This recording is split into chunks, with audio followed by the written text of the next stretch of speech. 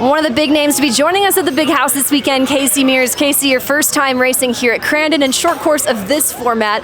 Tell us, what skills are you looking to bring into short course racing, and how do you think they're going to parlay? Well, hopefully everything I've learned my whole life and bring it really quickly. I got a lot to learn. I mean, I've done some off-road stuff in the past, and in recent years I've done like the Baja 1000 and trophy trucks and things like that, but not of the nature of the short track racing where you're really backing it in the corner and that style of racing. So I'm learning a lot really quickly. Only have a handful of laps going into the race this weekend. So looking forward to this afternoon, getting in all the laps that I can and learning all that I can so that come Sunday I'm a little more prepared. And you were telling me just a few moments ago, you have a bit of confidence as well, not just with the racecraft, but the tire analysis as the race progresses. So just tell us how much you were feeling that, how much that was paying off in practice and qualifying, reading those tires throughout.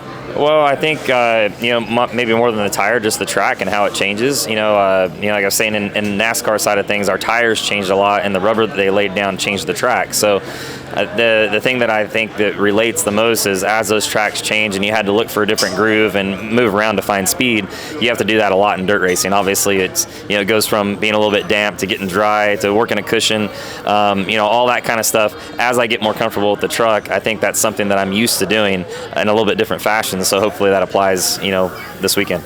And what are you thinking of the vibe so far? Crandon, this is as big as it gets in short course racing. There's no event that compares to this. How are you feeling about the fan experience here at Crandon? It's really a really cool experience. Just seeing this many people to come out for an off-road event. I've really never seen this. Back in the day when my dad was racing at Riverside, it was something similar to this. But not near the crowds. Obviously, times have changed a lot, and the organization and how well prepared everything is from a track standpoint, and everything they do behind the scenes is just huge. And went to the KISS concert last night.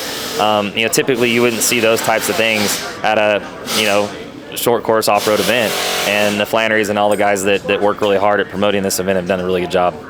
And I want to hear about the relationship, lastly, between you and Ryan Beat. How did this partnership come together for you to be able to come out to Crandon? Really it stemmed from Marty Fioca. He called me up and asked me if I was interested in being a part of it. I think he reached out to Ryan and see if it was a possibility to work with him. But I've gotten to know Ryan pretty well in a short amount of time.